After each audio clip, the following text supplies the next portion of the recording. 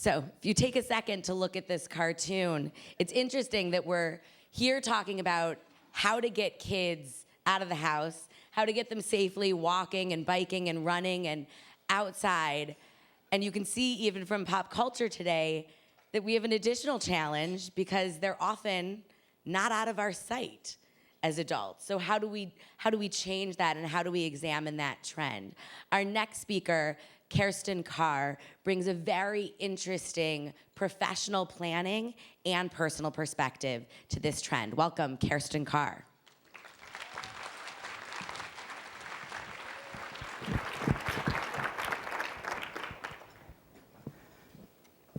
Good afternoon, everyone. So this is me at 6 years old on my first day of school. I grew up in Germany in a Bavarian town called Regensburg. And I have to smile every time I look at this picture because first of all, I'm going to school in a dress with an apron on.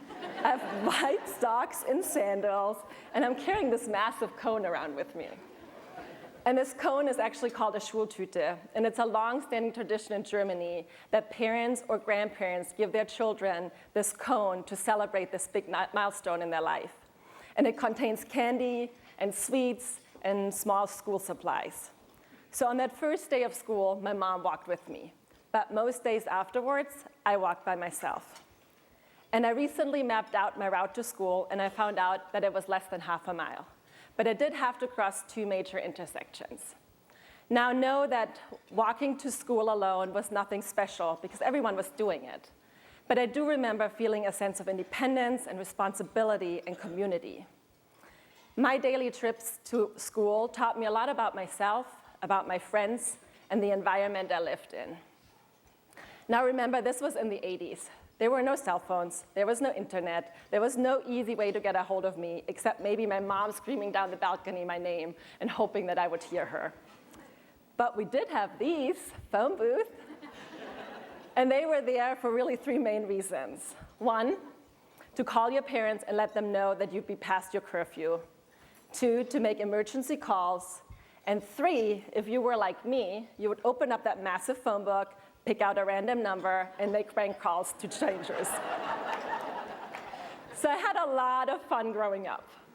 And many people that I talked to who are in their 30s now or older are sharing with me that some of their fondest memories of their childhood was roaming the streets unsupervised until dusk. And that holds true for both Germany and the US. So now I live in America and I'm a mom to a 4-year-old girl. And I struggle with the fact that I'm not sure that my daughter will experience the same type of freedom and autonomy that I had growing up. And so I wanted to think through this. Is there anything that I can do to help make that freedom possible?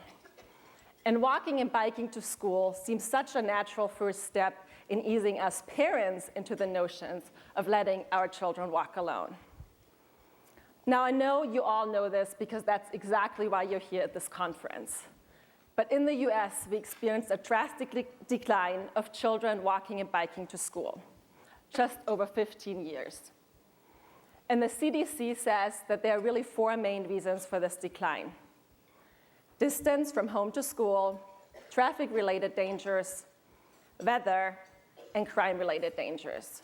So some of them are clearly based on realities, others are based on perceptions and choice. And our society has become so accustomed to our children being driven everywhere that even if parents allow their children to have that freedom, this happens.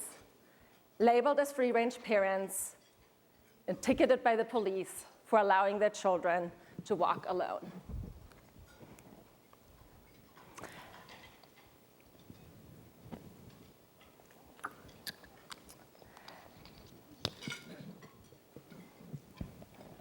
So I certainly don't want to downplay any of those dangers because frankly, they affect me too. And when I was preparing this talk, I called my mom a lot. But one of the questions I asked her was, "Mom, were you ever worried letting us walk alone to school?" And she said, "Every single time." So fear just becomes a constant companion once we're parents. And so our parents and grandparents were just as worried letting us walk alone as we are today. So at this point, it comes down to weighing these concerns against the unintended consequences of not allowing our children to have that freedom. And keeping our children too protected, so to speak, can have harmful unintended consequences. We all know about the health concerns related to the lack of physical activity. There's a lot of evidence out there that says that free play stimulates creativity and brain development in children. And also, creating an environment that fosters independence can help with building self-confidence, responsibility, better and conscious decision-making, and really allowing our children to learn how to react to these dangers appropriately. Since I grew up in Germany, I wanted to see if Germany had experienced the same decline that the US had, and it turns out it didn't. In Germany, still the vast majority of children walk and bike alone to school. And so my question was, why is that? And is there anything that we can learn from it? And because I'm an urban planner by trade, I really focused on the built environment. And so for starters, as many of you may know, Germany's landscape in many areas looks quite different to here. It's more dense, it's more compact, and it's more mixed use. But also, we have a very good public transportation infrastructure. We have good pedestrian and bicycle paths that are clearly separated from cars, but also from each other. Not only pedestrians, but also bicyclists have their own traffic signal head. We have good lighting along most of our roadways and good public transit access. Traffic fatalities in Germany are actually almost 60% less per capita than in the US. And we have the Autobahn. So that says a lot. We still have bad weather, we still have crime, but when I thought more about my route to work, I realized that the way it was designed, there were automatic safety built-ins. So take a closer look, and you'll see that along my route are shops and pharmacies, office buildings, and other public spaces, which do a few things. One, they guarantee that at any given moment of the day, people will be out and about on the streets accessing these services. And two, these places can serve as safe points for our children to go to if they feel uncomfortable or they feel in danger. And then three, as I mentioned before, these places are really well connected with a pedestrian infrastructure that's clearly separated from cars. So is there anything that we can take back to the US to see if we can break down some of the barriers here? And first of all, I have to say it, weather, I mean really, just dance in the rain, bring out your inner child. It's just not an argument. And Gil yesterday stole my line, but I'm still gonna say it anyways. Because in Germany we have this saying, es gibt kein schlechtes Wetter, nur schlechte Kleidung, which means there's no such thing as bad weather, just bad clothing.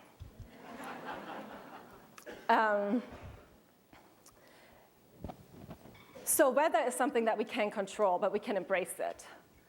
But there are things that we can control. And one thing that I know I can help with is how we design our communities and where we build schools.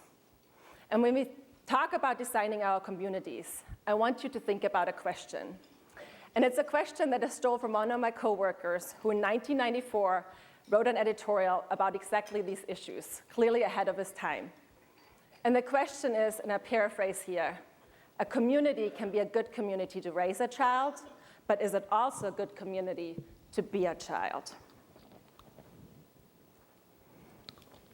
And I found this question extremely profound because it makes us look at community design not only from a technical angle in terms of do we have all the elements that make up a community, like schools, but also retail and residential units and office buildings and parks, but also from an experience and connectivity level. How are these elements connected with each other?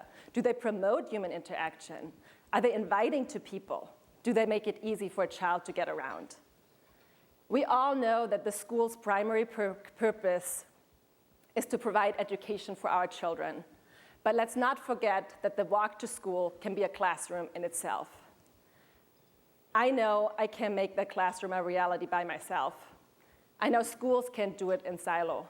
But together, collectively, with all the disciplines that we have in this room today, we can make this outdoor classroom happen, we can make it safe, and we can make it inviting.